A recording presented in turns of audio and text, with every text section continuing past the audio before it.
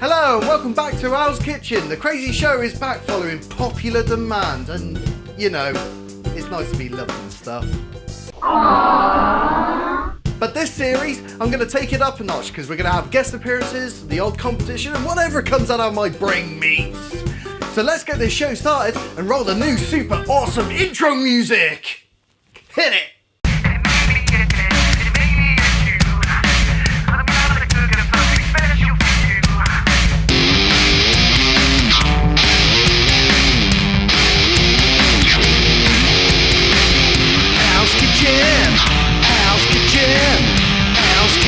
The very best. Al's Kitchen, Al's Kitchen, Al's Kitchen is the very best. It may be a cake, it may be a stew. I'm gonna cook up something special for you. It may be a cake, it may be a stew. I'm gonna cook up something special for you. Al's Kitchen, Al's Kitchen, Al's Kitchen is the very best. Al's Kitchen, Al's Kitchen, Al's Kitchen is the very best.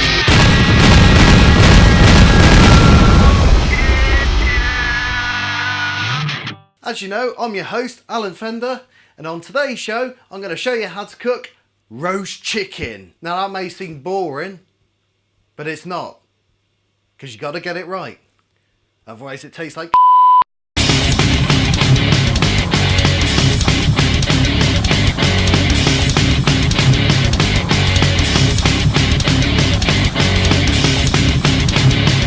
First things first, I'm going to heat up my oven, 180 degrees. Let's get that going. Okay, and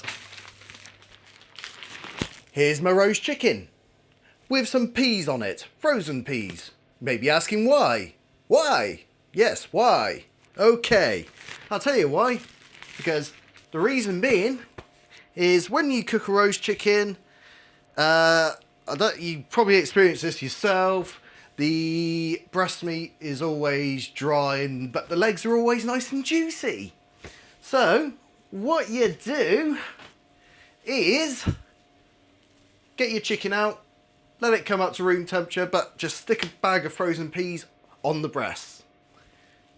And that way, it makes it cooler than the rest of the chicken, so when you cook it, it cooks fairly evenly. You get nice moist breasts.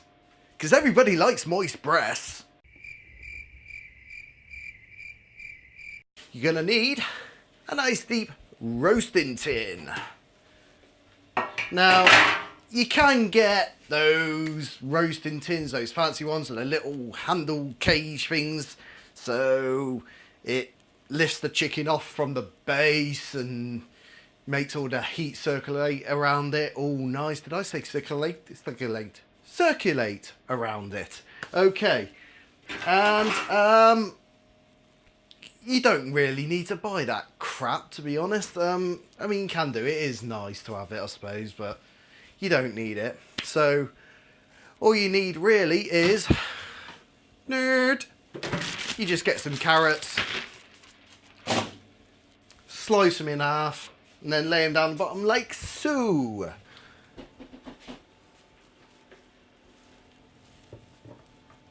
What the... Well, you know, you're in the middle of a web show and some bloke comes knocking at the door. What was it? Green party? Who gives a f***? I mean, seriously, I'm trying to do a web show here. Bloody green party. So, back to it. Carrots! Lots and lots of carrots. And ideally, you want them to be sort of roughly the length of them be the width for your chicken. And let's get those sliced out. Lay them down like that, like so. You don't need to, what's the freaking word I'm looking for? Peel them. That's the one. Brain fart. Yeah, we got a nice little bed of carrots there for the chicken to sit on. Chicken on its own is a bit boring, so you gotta add some flavour to it, and this is gonna make it all taste nice. you need to get your hand up the chicken. So, make sure you've washed your hands first, mind. You know, you don't want dirty hands. So, what we're going to do, just going to separate the skin from the chicken meat, like so. Let's get this other side here. I should have mentioned I've got a 1.5 kilo chicken here. So cooking time is around about 2 hours. You do the first hour and a half on about 180 degrees, and then for the last half hour you just whack up the heat to about 230 degrees C, and that makes the skin nice brown and crispy. But we got to add our stuff first, so let's get cracking. I got some nice good quality olive oil here, got some rosemary. Let's get a fresh chopping board here. So we're going to get some rosemary. Easiest way, just get leaves off. You pull down to the thickest end of the stem, so they just come like that. Don't worry about the skinny bits of the stem getting in there. And then just get this all together and just chop it up a bit with a nice sharp knife. Get our olive oil. And what we're going to do is get our chicken, like so.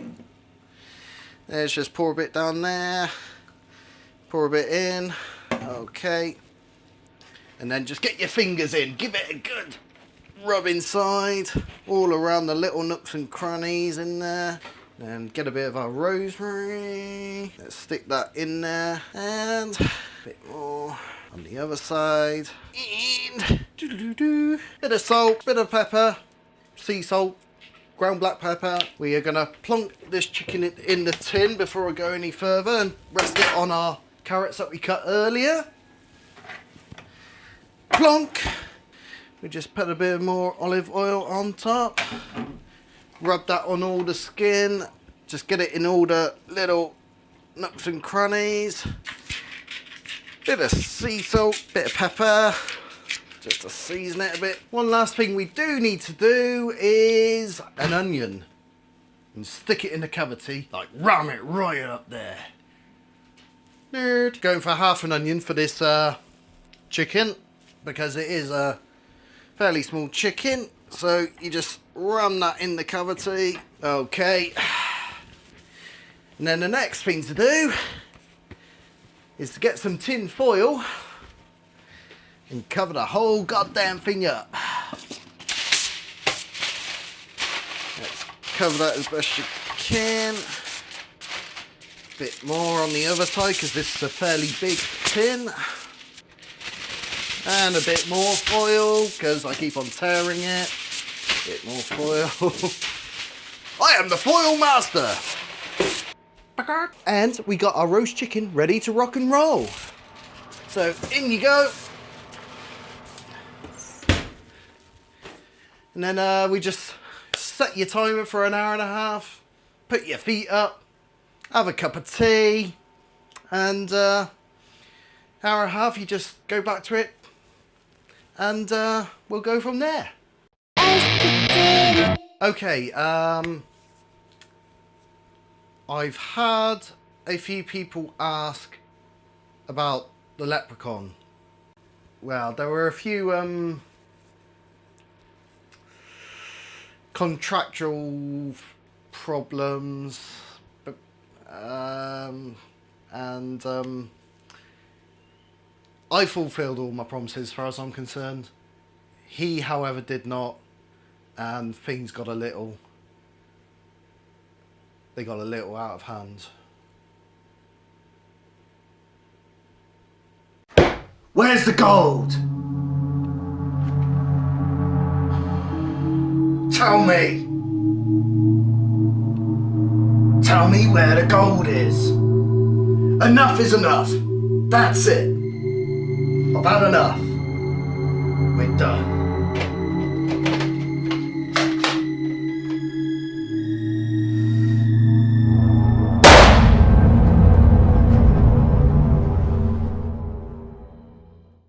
So yeah, got a bit out of hand.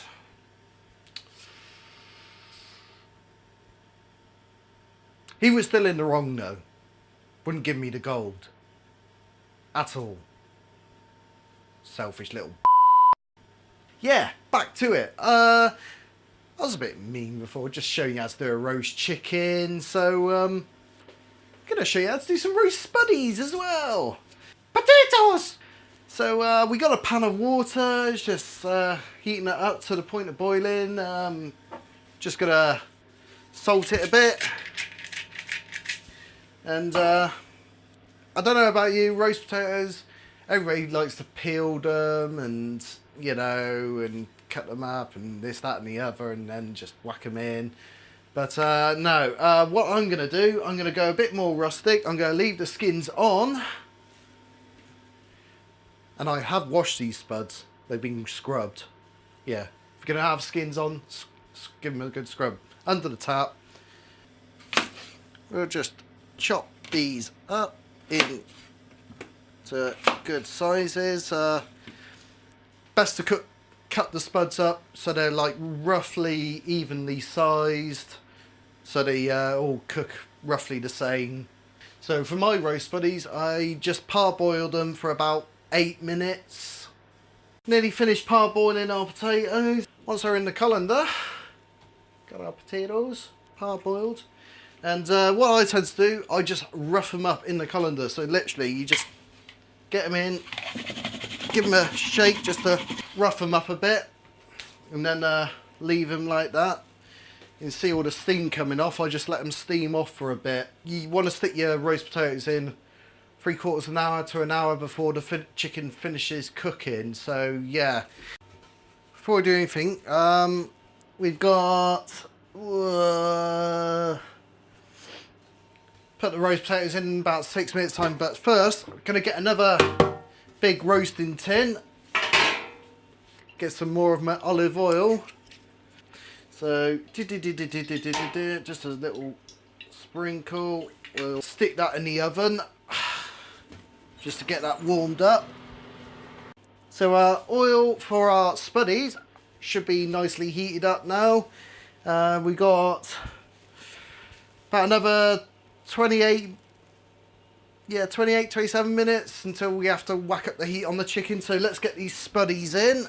Bit more salt, just to help those skins that are on the spuddies crisp up a bit. In you go. Okay, timer's going off. We've got 30 minutes left and we're going to whack the heat up on our chicken. And we're going to 230, but going to take the foil off. With it being in the foil, it's pretty much steamed the chicken. It's starting to look good. And got a temperature whacked up and back in it goes.